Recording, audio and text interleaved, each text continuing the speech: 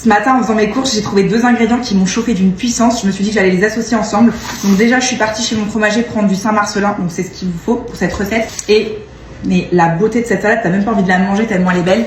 C'est la Castel Franco, je crois. Elle se trouve pas partout. Je sais qu'il y en a à grands frais, mais sinon vous pouvez le commander très certainement chez votre primeur.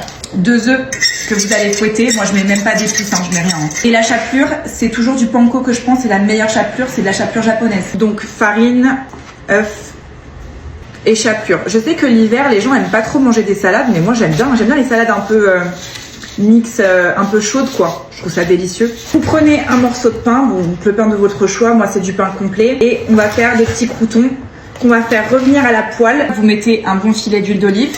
Oh punaise, merde. Vous faites revenir les croûtons et ingrédient principal de la recette, je vous jure, c'est un délice. On va faire juste snacker des petits abricots secs en fait. Ils sont moelleux, mais ils sont secs. Évidemment, on fait revenir le tout avec du za'atar. Hop. Oula, ok, c'est pas grave, j'ai peut-être un peu mis la dose. C'est pas grave, ça va donner un goût exceptionnel. Quand c'est prêt comme ça, les abricots ont bien pris le goût du za'atar. Vous réservez vos croûtons et vos abricots, hop.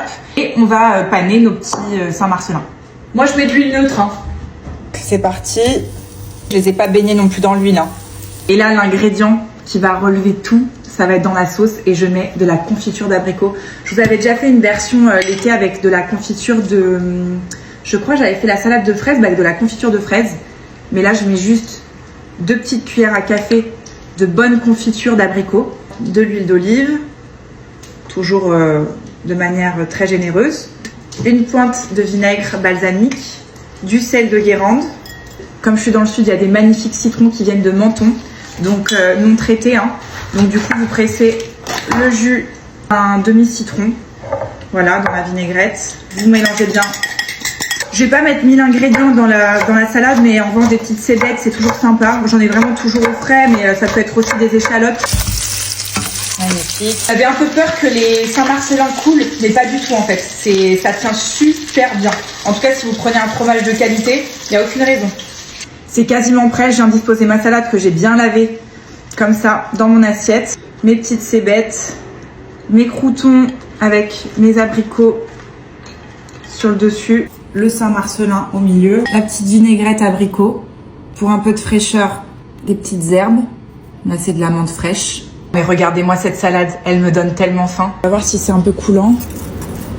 Oh là là, la texture du fromage, elle est incroyable. Ça dégouline pas non plus, ça se tient. Et en même temps, c'est tout ce qu'on veut. Ce truc-là, bien fondu.